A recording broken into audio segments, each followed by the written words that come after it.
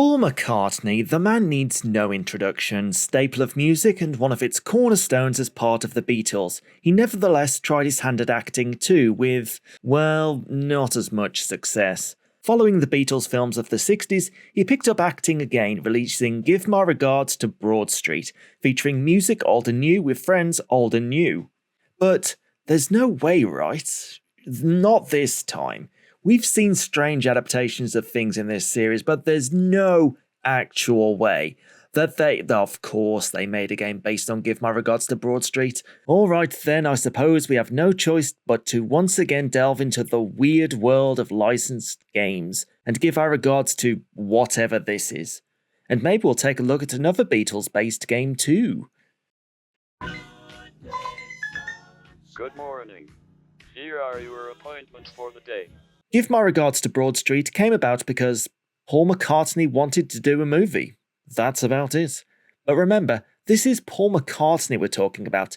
He had nothing to prove to anyone in 1984. He'd done it all. He'd set the standard for the entire music industry, more or less, and anything he wanted to do, he could, and someone would help make it happen.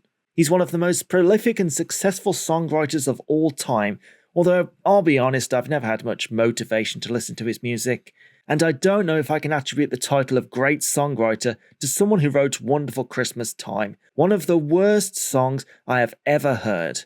Anyway, Give My Regards to Broad Street stars Paul McCartney as himself, as he finds that the reels for his new album have gone missing, and he needs to track them down before midnight, otherwise the evil Rathbone will bankrupt the record company and McCartney along with it. Or something like that. Alongside McCartney are famous faces including his then-wife Linda McCartney as herself, former Beatles bandmate Ringo Starr as himself, and Tracy Ullman as Sandra, not herself. The film's plot is barely worth a mention. The runtime is just dedicated to Paul and his mates driving about London and performing songs in various locations, some old, some new, all Paul McCartney sounding with no real surprises. The film itself was a failure. The music was praised, but anything else about it from the plot to performances were received as a huge mess. But as I say, Paul McCartney wanted to do it, so he did it. He doesn't really have to justify himself. So alongside the release of the film, we did indeed get a video game based upon it. Paul McCartney's Give My Regards to Broad Street was released in 1985 for the Commodore 64 and ZX Spectrum. It was developed by Concept Software, who don't have that many games attached to them. Maybe Nick Faldo Plays the Open is of some note if you're into golf? I don't know. Either way, they are the ones responsible for what we are about to experience. Let's boot up the Commodore 64 version here and give this a shot. What's up? The whole bloody game's up. How's that? As we load it up, we get a version of one of the film's songs, Band on the Run, which is okay, I suppose.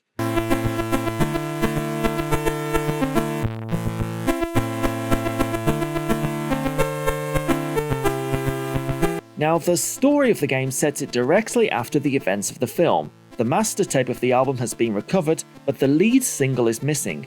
Now, there's an issue with this whole setup, and spoilers for the film, I guess, is that in the end, the whole thing was all a dream. Yes, they actually do that. So is the game a continuation of the dream? Are we trapped in McCartney's mind forever? I don't know, let's just play it. The game is primarily a driving game, as you start in McCartney's car outside of the famous Abbey Road Studios. You can tell because they have the words Abbey Road Studios in big words on the roof. Although there's no sign of the iconic crossing outside. Come on, if there's one thing you need to have, it's the crossing. Our aim is to reconstruct the missing single, and we'll do this by finding the various band members such as Linda, Ringo and Sandra.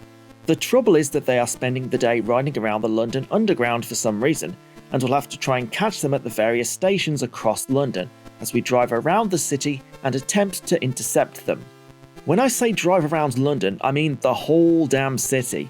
The game advertisement declares it covers 126,720 square feet, and inside the box we have a full-blown map of London, featuring roads, landmarks, tube stations, even a map of the Underground. Such an elaborate representation of London in video game form would not be seen again until The Getaway on PlayStation 2. But yes, it's like I'm planning a full day's itinerary for a visit. Obviously, you'll have a bit of an advantage if you actually know the city here. In order to find the band members then, we need to catch them as they head around London and specifically out of the tube stations.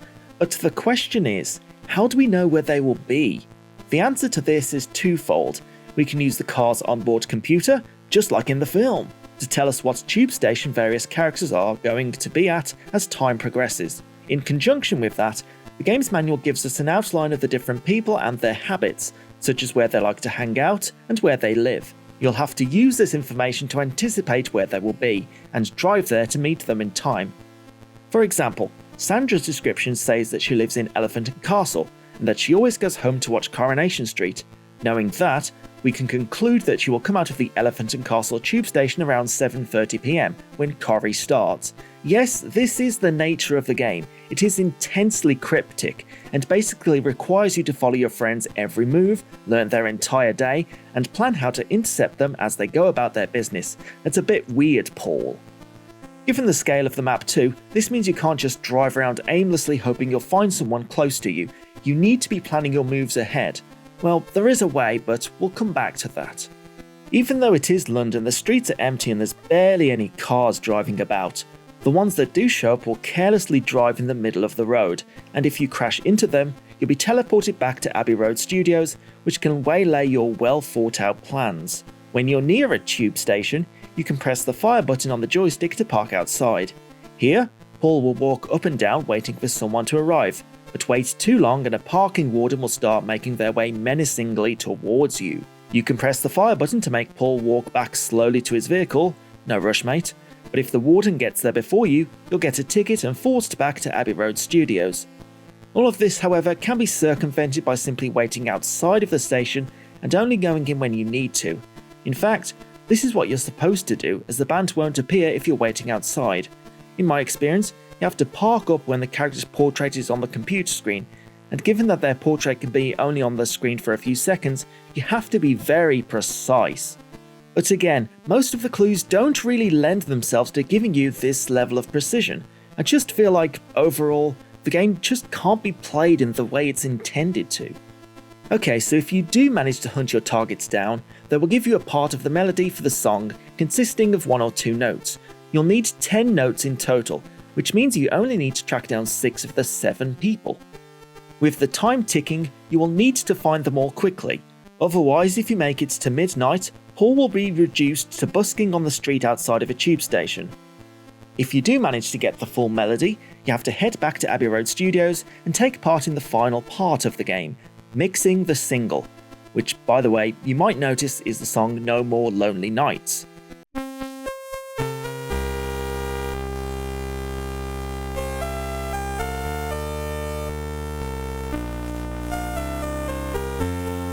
If you don't know how to mix a song like most people, just try to get most of the bars to turn yellow. That's what worked for me.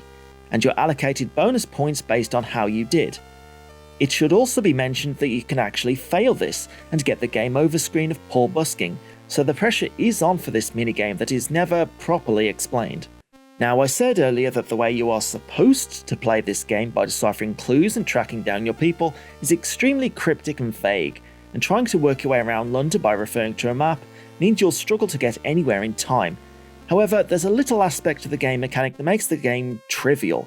The schedule always stays the same, so you can essentially just start the game up and watch the whole computer for a day, making a note about when characters arrive at certain tube stations, and then begin the game again, using that information to plan your route around London to get where you know a character is going to be, and waiting for them to arrive.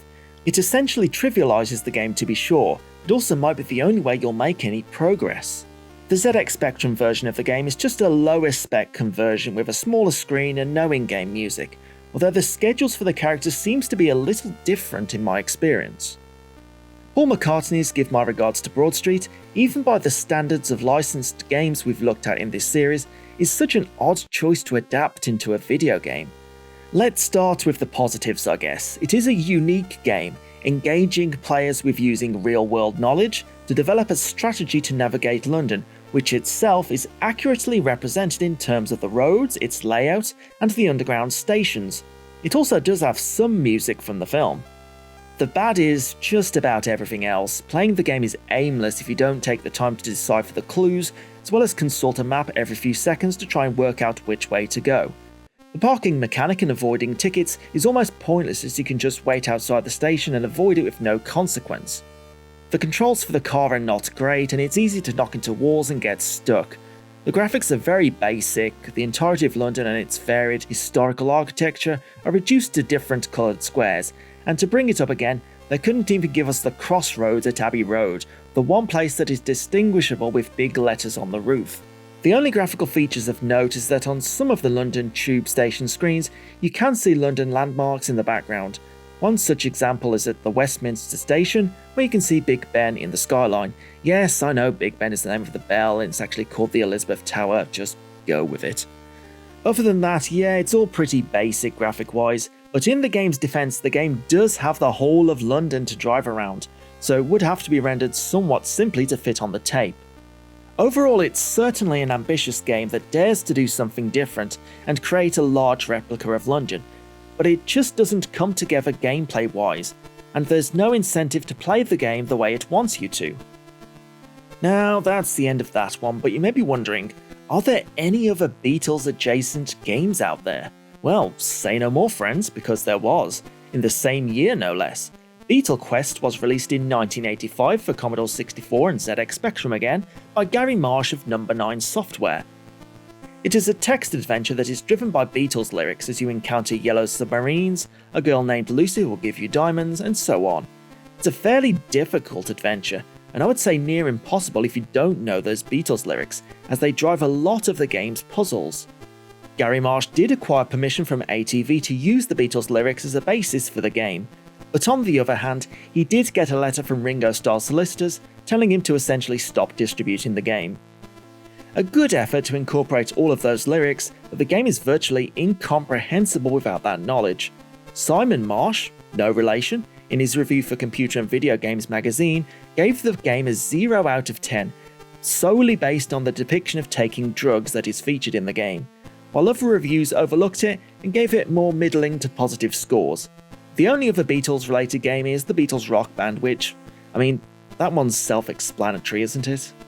Okay, that's enough of our look at Paul McCartney and Beatles-adjacent video games, but join me next time when we will once again give our regards to the weird world of licensed games. Maybe we'll find some more musicians who decided to venture into the medium of interactive entertainment. Oh yes, we definitely will.